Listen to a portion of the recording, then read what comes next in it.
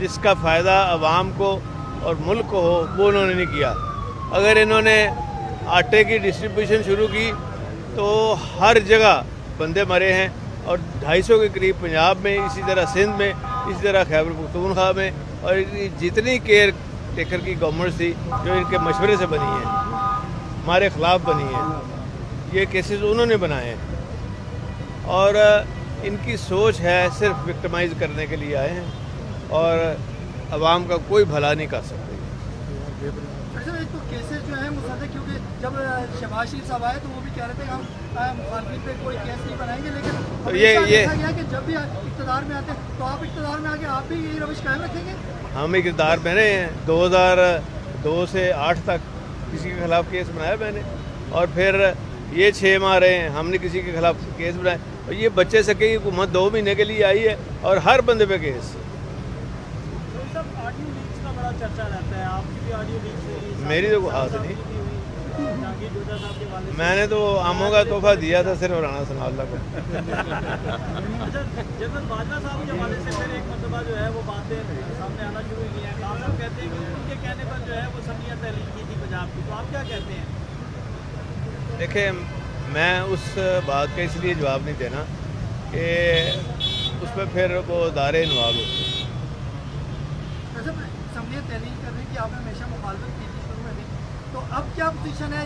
अब हालात देख के आपको लगता है कि फैसला इमरान खान साहब से कोई बात हुई कि ये फैसला आपने दुरुस्त किया? नहीं, मेरी इस हवाले से नहीं बात हुई, लेकिन आप देखें ना जो वाक़यात जिस तरफ जा रहे हैं, हमारे स्पीकर खैबर पख्तूनख्वा असम्बली के, स्पीकर पंजाब असम्बली के सब्तैन खान साहब, इन्होंने खुद खान साहब से पूछ के अप्लाई किया कि असम्बली को बहाल करें। आप भी स्पीकर समझी रही हैं, क्या इस्तेहकाक कमेटी जो है वो जजेस को तलब कर सकती है? बिल्कुल गलत है, बिल्कुल उनको डिस्कस भी नहीं कर सकते। इदारों की आपने बात की कि इदारों की बात, मैं कहता हूँ ना, ये हर शख्स की तौहीन करते हैं और जब भी ये आते हैं। सर क्या इंतखाबात होंगे? मौजूदा सिनेरियो इस तरह के हालात चल रहे हैं, फंड नहीं दिए जा रहे, तो क्या अक्टूबर में इंतखाबात होते नजर आ रहे हैं? अभी तो पहले फैसले होंगे ना, उसके बाद फिर इंतखाबात होंगे। अच्छा सर, ये बताइएगा कि आइंदा इलेक्शन में वज़ारत पंजाब के लिए शाहमूद कुरैशी साहब ने बड़ी एफर्ट की, उसको टिकट नहीं मिला। रात को एक प्रोग्राम में बैठ के उन्होंने कहा कि अगर बुज़दार को या परवेज़ भाई को वज़ारत आला के लिए आइंदा इलेक्शन में कैंडिडेट सब्र किया जाता तो उनके लिए हैरानगी होगी। क्या कहेंगे आप? देखें, हर एक का अपना चॉइस है, हर एक आदमी की अपनी ख्वाहिश है। कोई लोग अपनी ख्वाहिशें ना होने से गुस्सा दूसरों पे निकालते हैं, कोई लोग जो हैं वो सब्र शुक्र कर लेते हैं, और कोई लोग ऐसे हैं कि जो ऐसी दानिश की अक्लमंदी की बात करते हैं कि उनका नाम उसमें रोशन होता है। फवाद चौधरी साहब भी बड़े अफसोस हैं, उन्होंने भी बड़ी तवज्जो दी कि एमपीए का टिकट मिल जाए। ये तो देखें, मैं इमरान खान साहब चेयरमैन है, उनका फैसला। मोदी तो बेहतर आई समझते हैं कि जो तहरीक इंसाफ में शमूलियत का फैसला था वो दुरुस्त था? मैंने तो साबित किया है दुरुस्त था।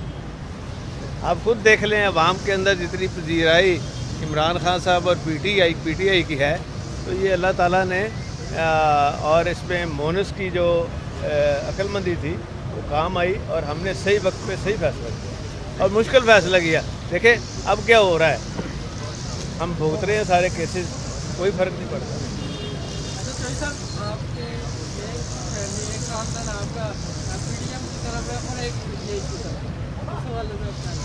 देखिए, ये तो हर एक की अपनी राय है, अपनी सोच है, तो इस हवाले से तो कोई ऐसी मैं समझता हूँ कि उन्होंने कोई सोचा होगा, हमने नहीं सोचा। बैकडोर राब्तों के हवाले से आपने किरदार की के हवाले से काफ़ी जो है वो अफवाहें गर्दिश कर रही हैं कि आप उसके पास पैगाम लेके जमान पार्क जाते हैं, तो क्या बैकडोर राब्ते हो रहे हैं एस्टेब्लिशमेंट के साथ? देखें, ये जो राब्ते हैं इस हवाले से तो अभी तक जो चीज़ें सामने आ रही हैं ग्राउंड पे, मैं तो ये कहूँगा कि अगर हों भी राब्ते तो नहीं पता होने चाहिए, क्योंकि उससे फिर ख़राबी पैदा होती है। क्योंकि हर बंदा अपनी ख्वाहिश लेके जब चलता है ना, तो कम से कम बंदे को मुल्क का ख्याल रखना चाहिए, अपने सूबे का ख्याल रखना। तो ये सब आज भी अगर अदालती हुक्म मंजूरी होती है, इसके बारे में अगला ये जो फैसला आएगा ना, इसमें किसी को भी हुक्म अदूली की जरूरत नहीं होगी सुप्रीम कोर्ट के फैसले।